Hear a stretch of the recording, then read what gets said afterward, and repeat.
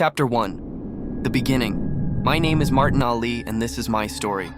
I've lived through heartbreak, betrayal, and deep mistrust from strangers, friends, and even family.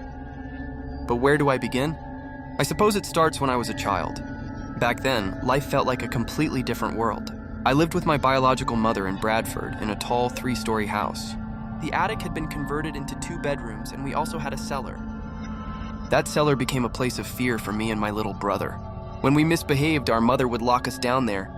But she didn't just shut the door. She scared us into silence. She warned us that if we made any noise, a dead dog would come and get us. Imagine being only 5 or 7 years old and hearing that from the person you trusted the most, your own mother. At that age, you believe what you're told. I often wonder, did those moments shape me into the person I am today? I'll never truly know, but I do remember this.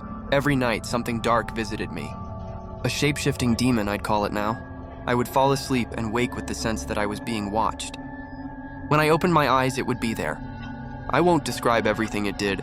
I'll leave that to your imagination. But it was terrifying.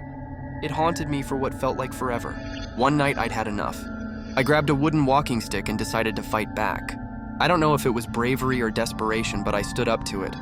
And after that night, it never came again.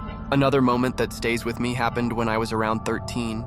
I was in Bradford visiting my grandfather, who was in the hospital and close to passing. I remember lying in bed, unable to sleep. That's when I saw him, my granddad. He came to me and told me everything would be all right. He told me to look after my little brother. But how could he be there speaking to me when he was dying in the hospital? The next morning, my dad asked, "Son, do you remember anything from last night?" I told him yes. Granddad had visited me and said goodbye. My dad asked, "Do you remember sitting and crying on the stairs?" But I didn't.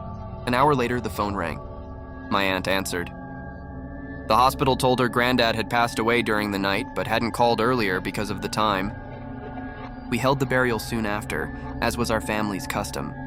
I returned home that same day, and my dad never brought up my vision again.